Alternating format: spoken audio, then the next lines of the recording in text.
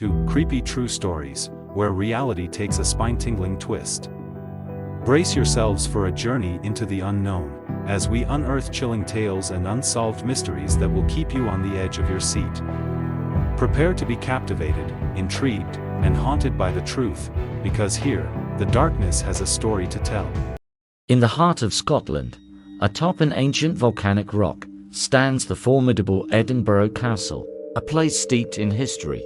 It boasts tales of bloodshed, betrayal, and the echoes of the restless souls that refuse to find peace within its stone walls. As the sun dips below the horizon, casting long shadows across the cobbled streets of the Royal Mile, brave souls gather beneath the towering castle gates. They come in search of history, but what they find will haunt their nightmares for years to come. The tour guide, a stern-faced woman with deep-set eyes, beckons the group forward.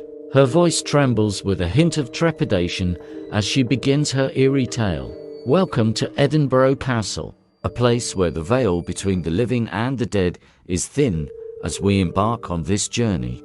Remember to stay close and do not wander off. With each step, the group delves deeper into the castle's history. The atmosphere is thick with the weight of centuries. The wind carries faint whispers and the torchlight dances in eerie patterns on the ancient stones. Behold the great hall, the guide intones, her voice echoing through the chamber. It was here that the bloody betrayal of Sir Alexander Livingston unfolded. His own kin poisoned him to secure power for themselves. Some say his tormented spirit still roams these halls. As the group gazes at the imposing hall, a sudden chill fills the air. The torches flickered, casting unsettling shadows. A collective shiver races down the spines of the tourists. But there is no time to dwell on that sensation, for the guide pushes forward, leading them into the dark recesses of the castle's dungeons. It is here that the true horrors of Edinburgh Castle come to life. Listen carefully, she warns. In these cells, countless prisoners suffered unspeakable tortures. Their anguished cries still echo through the stone corridors. Do you hear them? A distant, ghostly moan seems to answer her question. It sends a shiver through the crowd, and some clutch their loved ones a little tighter. The guide's voice becomes a mere whisper as they approach the most chilling part of the tour. The witch is well, she says, her words dripping with dread. In the 16th century, countless women accused of witchcraft met their end here. The well is said to be cursed, and the tormented souls of these innocent women are forever trapped within its depths. Suddenly, the group is plunged into darkness as the torches spatter and die. Gasps fill the air, and nerves fray as everyone fumbles for their phone's flashlight. But in the eerie silence, a soft, haunting melody begins to play, filling the void. Is there bagpipes? Someone stammers. As the music grows louder, an unsettling sight emerges from the shadows. A spectral piper, ethereal and translucent, appears before them, his skeletal fingers deftly playing the pipes. He dances a melancholic jig, his hollow eyes fixed on the group. The tourists gasp and stagger back in terror, their hearts pounding.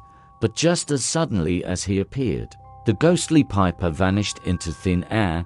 The guide, now visibly shaken, regains her composure and hurriedly ushers the group away from the haunted well and into the castle's chapel. In this sacred place, she says, her voice trembling, lies the final tale of horror within these walls. The group gazes at the ornate altar, but something is amiss. The atmosphere is heavy with an overwhelming sense of sorrow, and the air is thick with the scent of burning incense. As they watch in disbelief, the candles lining the chapel's walls begin to flicker wildly, casting eerie, shifting shadows. The room seems to pulsate with an otherworldly energy, and then, with a bone-chilling finality, the candles explode into a blazing inferno. The tourists scream and scramble for the exit, but the doors slam shut before them, trapping them inside the chapel. The heat intensifies, and the flames twist and contort into grotesque shapes. The tourists cower in terror as they realize there is no escape. But just when it seems that all hope is lost, the flames abruptly extinguish, leaving only a ghostly mist behind. The doors creak open, and the shaken tourists are free to flee the accursed chapel. As they stagger out into the cool Scottish night, they exchange frightened glances. The guide, her face ashen, speaks with a haunted tone. Remember, you have glimpsed the restless spirits of Edinburgh Castle. Their stories are etched into the very stones of this place, and they will forever haunt those who dare to explore its haunted history. And so, as they disperse into the darkness, the tourists are left with a chilling realization the ghosts of the past are not confined to history books. They walk among us, waiting for the right moment to remind us of the horrors that lie hidden in the shadows. As you close your eyes tonight, dear listener, remember that Edinburgh Castle stands as a testament to the enduring power of the past, and the ghosts that linger within its ancient walls may still be watching, waiting, and ready to send a shiver down your spine when you least expect it. In the following weeks, the tourists who had braved the horrors of Edinburgh Castle recounted their harrowing experiences. To anyone who would listen, the haunting melody of the bagpipes, the ghostly piper, and the blazing inferno in the chapel became tales of whispered terror that echoed through the city. As the stories spread, some dismissed them as mere superstition, while others believed them to be exaggerated accounts of overactive imaginations. But those who had been there knew the truth. They had felt the icy fingers of the past brush against their souls, and it left them forever changed. One visitor, a young woman named Isabella, had taken a particular interest in the history of the castle. Intrigued by the tales of the restless spirits, she decided to delve deeper into the castle's dark past. Isabella's research led her to hidden archives and dusty tomes that held secrets long forgotten. She discovered that the ghostly piper was believed to be the spirit of a musician who had been unjustly executed for playing tunes that displeased the Scottish monarchy. His music, it was said, had been his only solace in life, and in death, he was doomed to play on for eternity. The witches who had met their gruesome fate at the witches' well had been women accused of healing and herbalism, misunderstood by a superstitious society.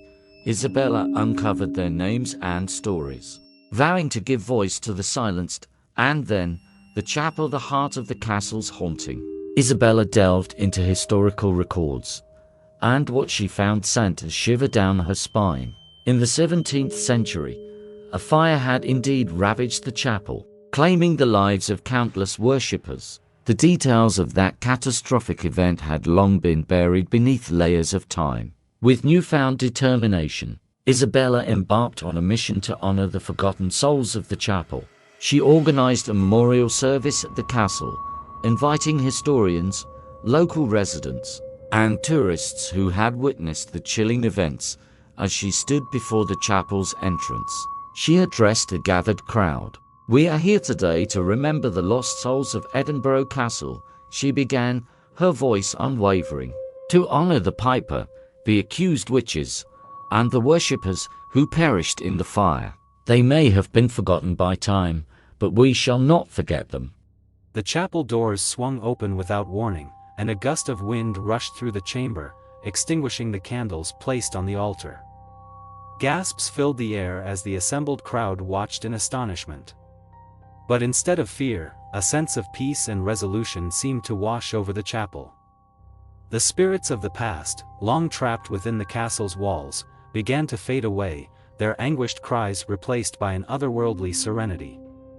Isabella, tears in her eyes, watched as the ghostly figures slowly dissipated into the mist. The restless souls had found solace at last, their stories acknowledged and their pain eased.